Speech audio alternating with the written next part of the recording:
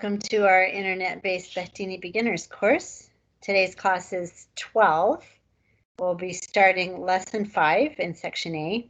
We're working in the Behdini Beginners, Behdini Conversations and Storytelling book A, and sometimes we use book B as the appendix. And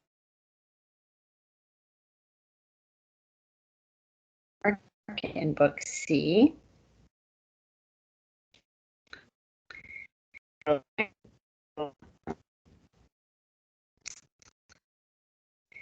Behdini, the Dahuki dialect today. So this lesson is all about shopping, and part of what we want you to do here is, first of all, go back to lesson 4 and review your commands, your basic command words like give, take, bring, say.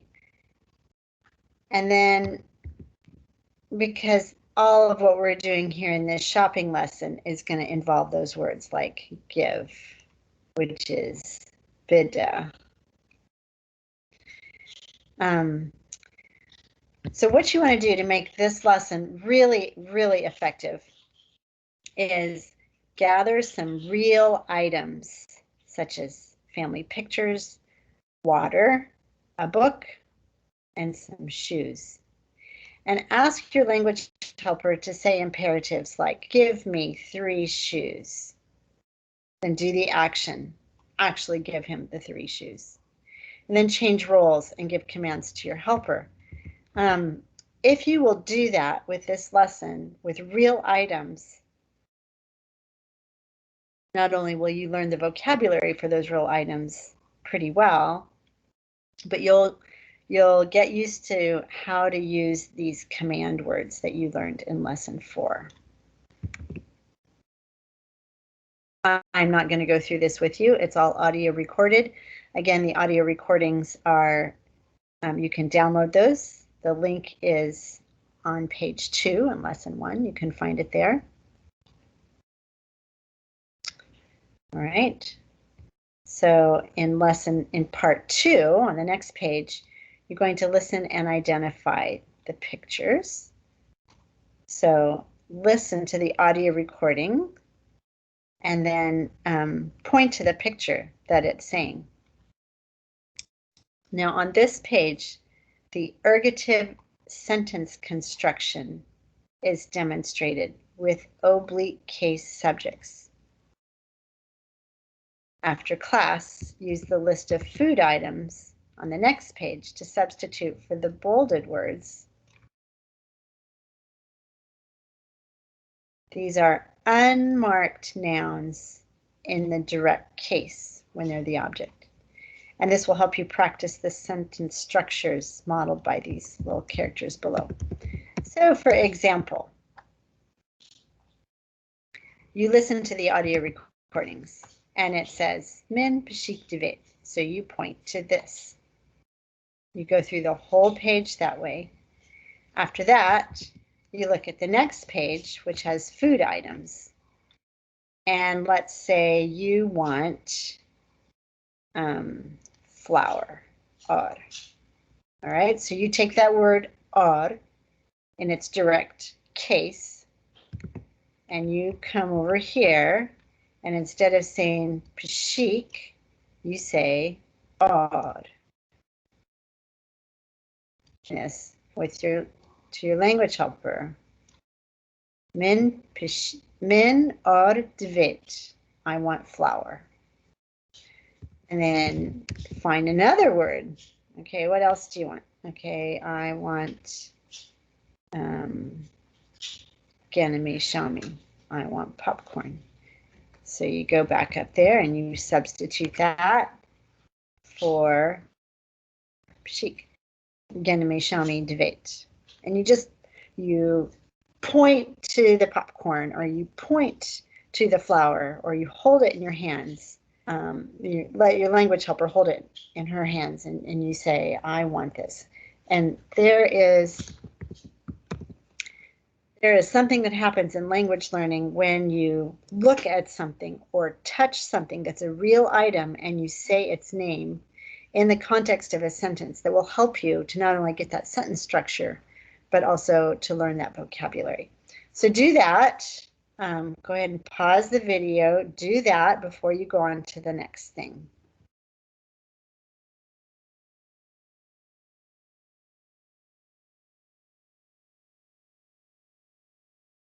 All right, in section B, again, you're going to review lesson 4, the family relationship terms. Do that first and then come back. Now you're going to lay physical pictures of your family and friends on page 105. Let's go look at page 105. Here's page 105. So for example, you lay a physical picture of your family members here, or write their names in the squares, whatever you can do. Okay, so my daughter is Maggie. So I could either put a real picture of Maggie, or I can write her name in this square to help me remember that the word for daughter or girl is kitsch. And then one of my sons is Mason. So I'm going to put Mason's name here. And that will help me remember that the word for son or boy is kur. And my sister is Robin. So I'm going to put her name or picture right here. And that will help me remember that the word for sister is hoshk. And you have 3 different kinds of sister-in-law. So what you have to do, you have to go to your dictionary and or go back to lesson 4 and figure out what the definition is of sister-in-law. So my brother's wife is my dish. And my dish's name is Polly. My brother is married to Polly. So I'm going to write Polly's name here or put a picture of her in this little box so that I remember that the word for dish is what Polly is to me. Okay, so you do that. You lay all your pictures out like that. And then, see how can I view 2 pages?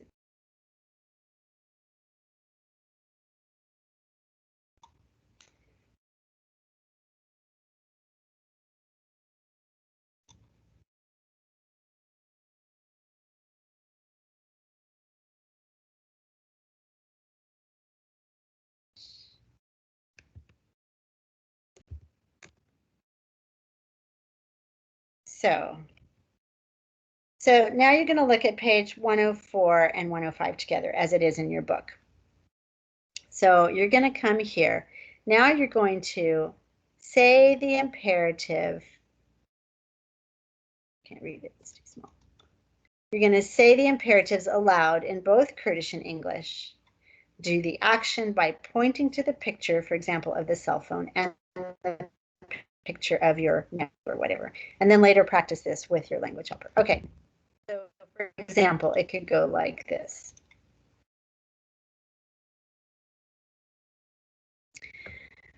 I'm going to hold my cell phone in my hand, mobile. Okay. And then I'm going to say to my friend, okay, because we're working in pairs. Work in pairs. I'm going to say to my friend that I'm working with, Mobilaho. So I'm going to give her the cell phone and she's going to hold it. It's going to be her cell phone. Mobilaho bide kitchamin. And my friend is going to take her cell phone and lay it right here. She's going to lay it right here to show that she has given it to my kitch, my daughter. Okay, that's one way to do it. The other way is to actually have that person physically there to hand it to them. Okay, so now let's say we're going to have a bicycle. Okay, bicycle. So I could say to my friend, bicycle bida kuremin. Give the bicycle to my son. Or I could say, bicycle bida masoni. Give the bicycle to Mason. Okay, now let's say that I have some water. Okay, bottle of water, cup of water, doesn't matter, some water. Okay, I could say, Ave bida hoshka min. And I know what a hoshk is because I know who Robin is. That's my sister. So when I say Ave bida hoshka min, then I know, oh, okay, hoshk. She's going to give it to my sister, Robin. Okay, so do this exercise with real names of real people, and that will help you to remember these relationship terms and also to practice using the word bida or some of those others.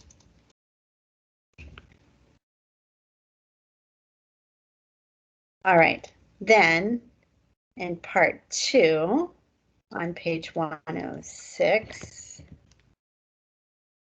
substitute the words below each bolded word. So here's a bolded word, and these words are below the bolded word. Substitute the words below each bolded word or phrase to make new ergative sentences. You don't have to say the words which are in parentheses. What does that look like? Okay, so I'm going to say out loud, Bozare chidvit. And then I'm going to hold a photograph in my hand or point to the one in the picture and say, We taswir dvit. She wants the photo. Or We gendur dvit. She wants the melon.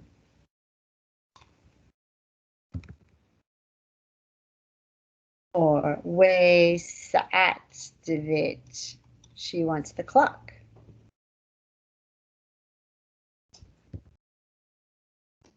Or We klil dvit. She wants the key.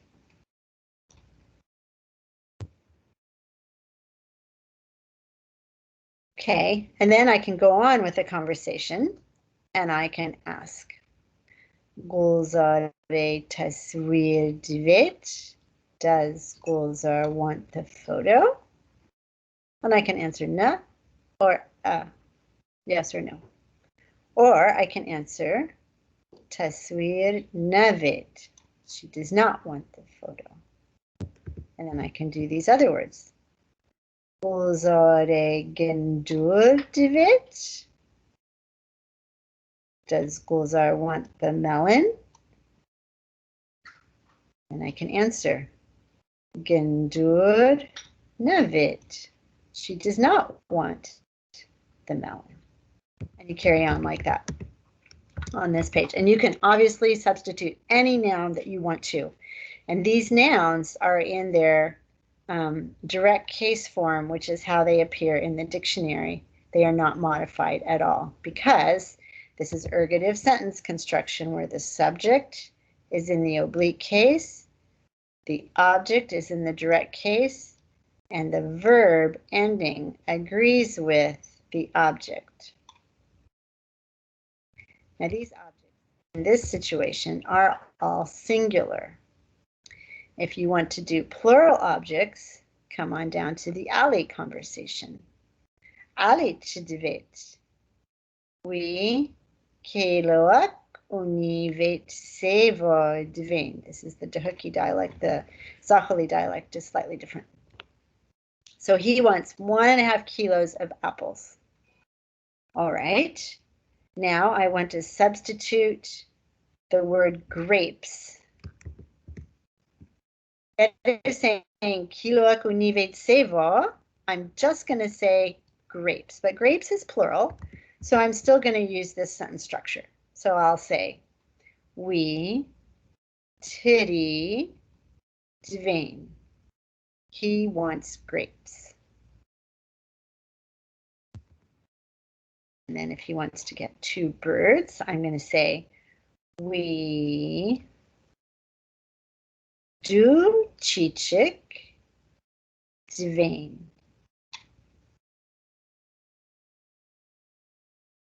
We do chichik Dvain. He wants 2 birds.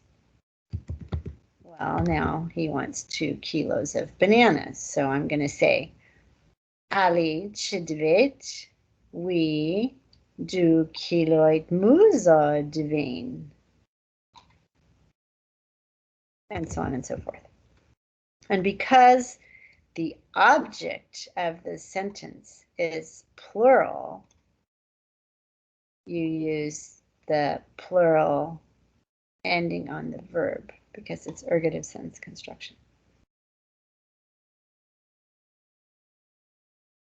Now, on the bottom section, the subjects below are all in the oblique case because that's the way ergative sentence construction works with this verb to want in the past, present, or future tense. Okay, so here we have, who wants the calendar? So salnama is calendar, and that is in the direct case. It's not modified, and it's singular, so you have the singular ending. So now we're going to change our subjects. Instead of our objects, we're going to change our subject. So K is the oblique case way of asking who.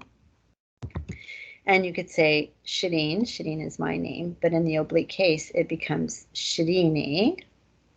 Shirine salnama dvet. Or I could simply say Shirine dvet. You don't have to say so. Or Juane dvet. Shivani dvet. Havine ubahare dvet. Now wait a minute, you say. Havin and Bahar are 2 girls. Why do we have dvet still as my verb? The reason is because the verb in the ergative sentence agrees with the object, not the subject, and the object remains singular. Bahar and Havin are going to share the calendar that they're going to get.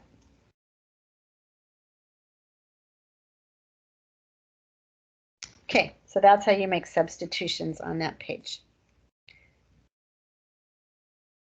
Now, on the next page, page 107, we're talking about the past tense of the verb guten beja, which means to say or to tell. And with this verb, the subject is in the oblique case. You can see that with all those oblique case endings like Daudi, Nizari, Fatimae.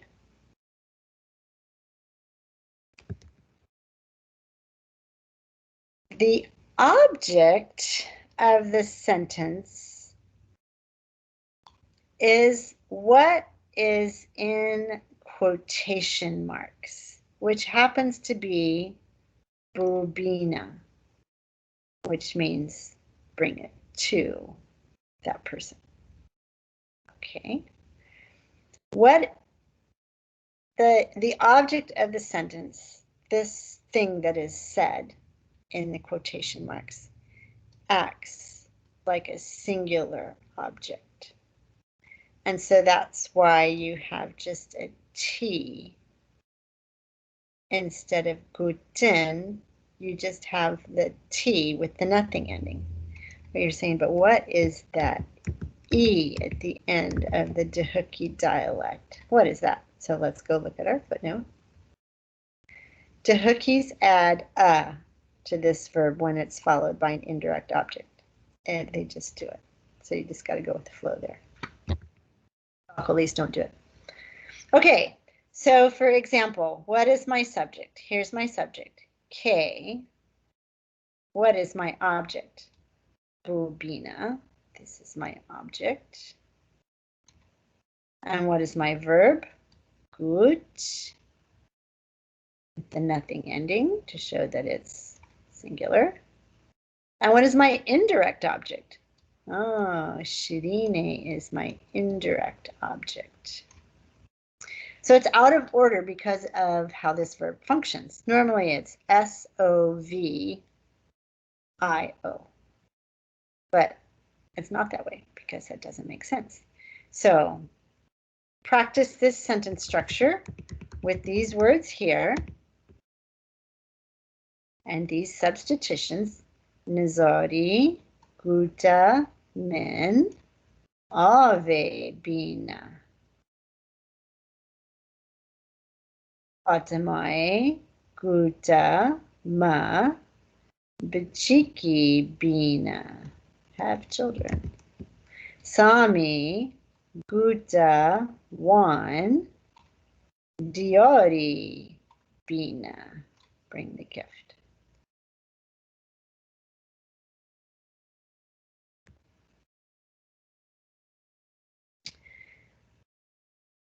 So practice that.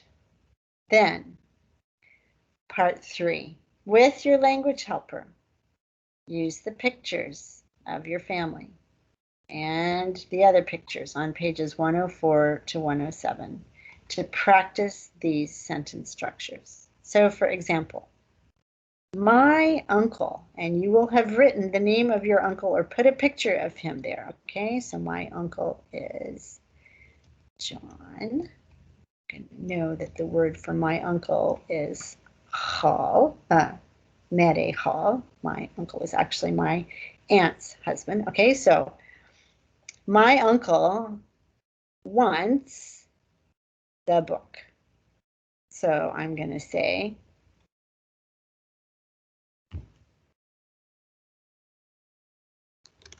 Mere Haleta Min. That's my uncle. Actually, literally, my aunt's husband. Abe. That's Vit.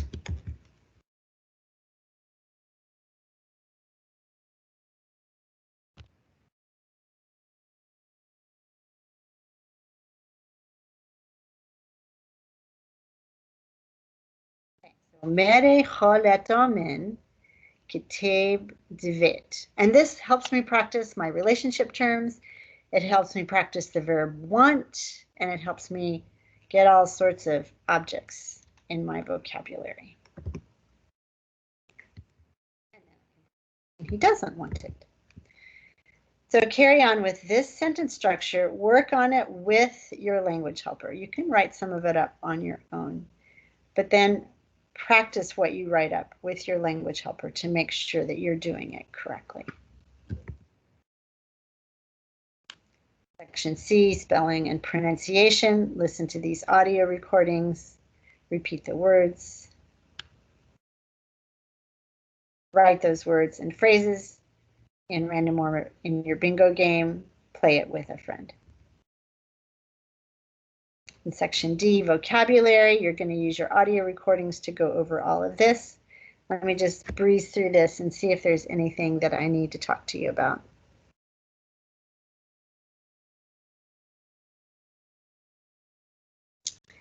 These modal adjectives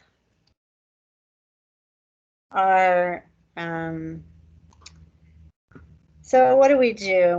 What's a modal in English? A modal is like saying should, like I should go, or could. No, we use a different word for could. So should, must, you must do this. You ought to do this. You have to do this. And as you can see, these modal adjectives are used with the present tense of to be, okay? So they're a phrase that in English we use one word, should. But in Kurdish, they use this phrase. For example, gringa, which literally means something is, there's our is, important or necessary. And that's where gring comes in. Now, different people are going to use these words in different ways. So you want to check with your language helper to know what they say when they want to say something like, you must have this, or you must do this, or something like that. And sometimes it doesn't make sense to us in English, but in Kurdish, they're just going to say, for example, lazima, like you must. And the meaning is you must do it, or you must have it, or something like that. But they don't say the rest of the sentence. They just say you must, lazima. And yes, lazim, majbur, mihtaj, mohim, these are all Arabic. But because of the huge Arabic influence in our friends' worlds, a lot of them are going to use these words. So check with your friends, your language helpers, see what they say. Now, in the Bible, they're using petvia, or some people might say pewis, that's sort of Surani. I don't hear zerori very often. Some people say gring. Many people say bosh, bosha. Haujea also. In different circumstances, you're going to use some of these different words. Majbur, for example, is a very strong word. You must do it. You're obliged to do it. You have to be forced to do this. So just, if you have a situation, check with your friend, which one should I use? I would say the most common are basha, lazima, and then if it's something written, petvia. These connecting words are important to learn so that your conversation gets more fluent. You're telling a story and you want to say after that, so you could say dita after that, or pishti hinge, or hinge. And then in like stories told in Kurdistan, a lot of times these old stories will say ina or rabu, and that has the meaning of then. It doesn't have the meaning of it was brought or they got up. He got up. It has the meaning of then.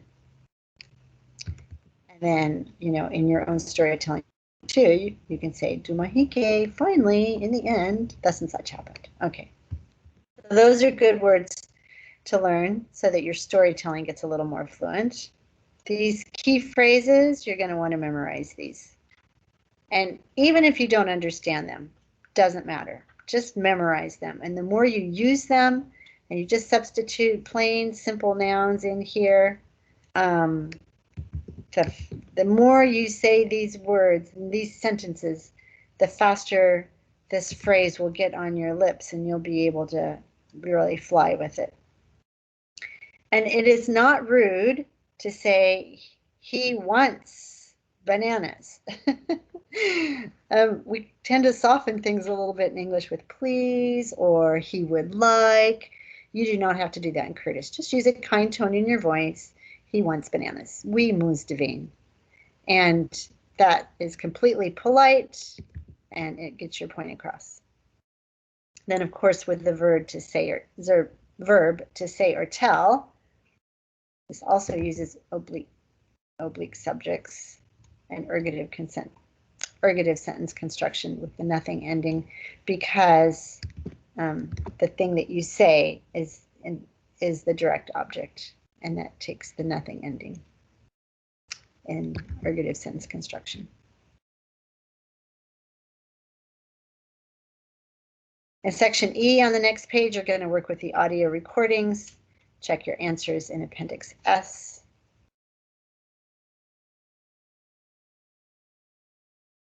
Follow all these instructions. And for the next lesson, we'll start with section F. Okay, have a great day. Don't be discouraged. You'll get it. Bye for now.